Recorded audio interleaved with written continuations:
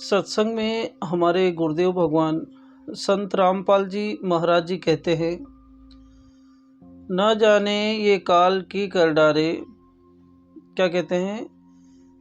संत गरीबदास जी की वाणी से सत्संग में हमारे गुरुदेव भगवान संत रामपाल जी महाराज जी बताते हैं इस जगत दुनिया को कि न जाने ये काल की कर डारे, किस विधि ढल जा पासा वे, जिन्हा दे ऊपर मौत खुड़त दी, उन्हानू केड़ा हासावे।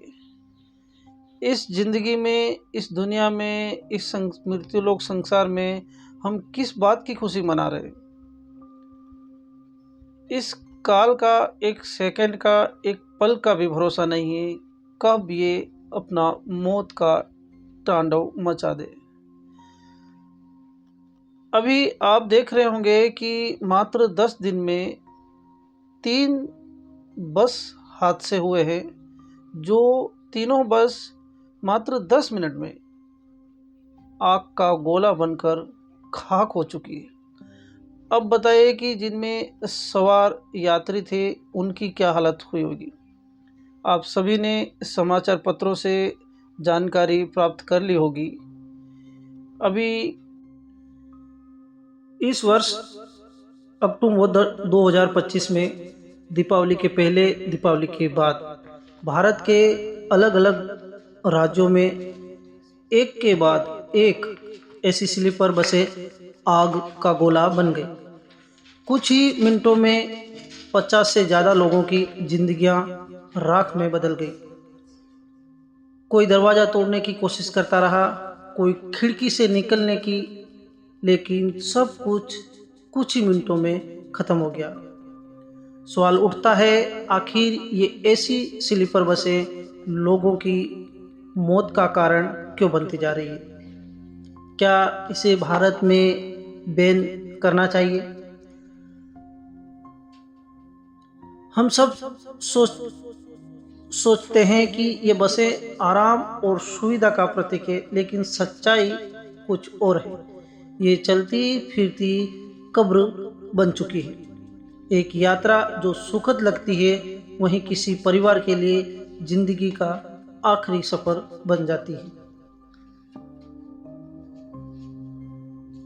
बताया जाता है कि ऐसी घटनाओं में बसों का मॉडिफाइड करना, घटिया वायरिंग, ओवरहीटिंग ऐसी सिस्टम होता है। बस मालिक खर्च बचाने के लिए सस्ती वायरिंग लगवाते हैं। एसी लगातार चलता रहता है। एक छोटी सी चिंगारी पूरी बस को आग के गोले में बदल देती है। और दूसरा सबसे बड़ा कारण यह भी हो सकता है कि बस के अंदर फोम और लकड़ी का अत्यधिक प्रयोग, ये चीजें आग को तुरंत पकड़ लेती है। धुआं इतना भर जाता है और यात्री सांस तक नहीं ले पाते। कुछ ही मिनटों में सब कुछ जलकर खत्म हो जाता है। इसमें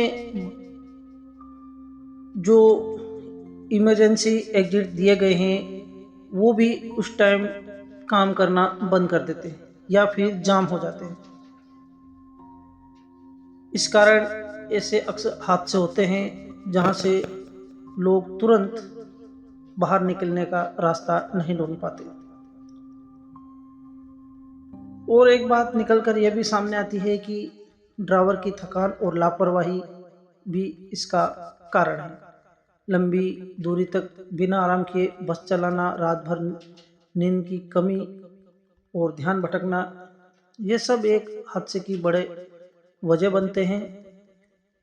एक छोटी सी गलती कई लोगों की जान ले लेती है।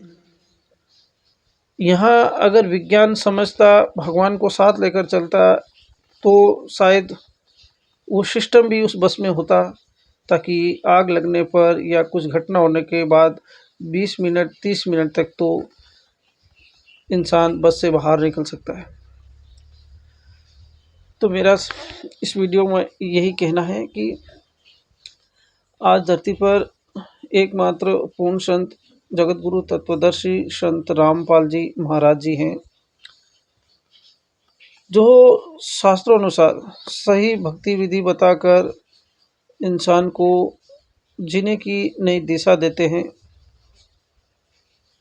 कहीं न कहीं लोगों का गलत भक्ति साधना करने का भी कारण होता है, जो कि गीता अध्याय में बताया गया है। संत रामपाल जी महाराज जी हमें सत्संग में बताते हैं और हर शास्त्रों पर उनका प्रमाण भी देते हैं। जैसा कि उन्होंने बताया कि श्रीमद् भागवत गीता अध्याय 16-23 में देखिए आप, श्लोक 23 में अगर हम देखेंगे तो उसमें बताया गया है कि जो मनुष्य शास्त्र विधि को त्याग कर अपनी इच्छा से मनमाना आचरण करता है, उसकी न परम गति होती है, न उसको सुख प्राप्त होता है। तो ये कहीं न कहीं गलतियाँ हैं जिन्हें हम समझ नहीं पा रहे हैं। फिर ये मौत, ये काल हमको ऐसे ही घसीट कर ले जाता है। तो इन घटनाओं से सबक लेकर मैं तो हाल फिलहाल संत रामपाल जी महाराज जी का शिष्य हूँ, लेकिन हमें इन घटनाओं का समझकर उस पूर्ण तत्वदर्शी संत की शरण में जाना चाहिए, जो हमें शास्त्रों अनुसार सही भक्ति विधि बताते हैं। उस पूर्ण परमात्मा की कहते हैं कि वो तत्व ज्ञान प्राप्त करने के बाद उस तत्वदर्शी संत के बाद में गीता अध्याय 4 श्लोक 34 का भी प्रमाण देकर वो बताते हैं कि उस परम पद की खोज करनी चाहिए, जहाँ जाने के बाद इंसान फिर लौटकर संसार में नहीं आता। उस परमात्मा की खोज करनी चाहिए जिसकी शरण में के जाने के बाद इसका इंसान को फिर कुछ जानने की इच्छा नहीं रहती है।